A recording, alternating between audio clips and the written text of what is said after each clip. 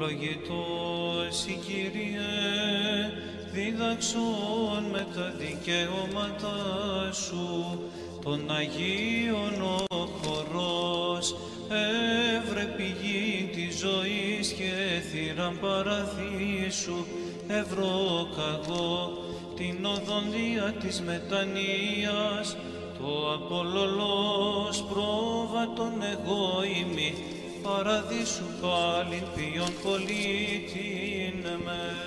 Ευλογητός η Κύριε, διδάξον με τα δικαιώματά σου, ή την οδόν της στενήν βαδίσαντες, τεθλιμμένοι πάντες οι εν βίο, ή των σταυρών ο ζυγών αράμενοι, και ακολουθήσαντες εν πίστη.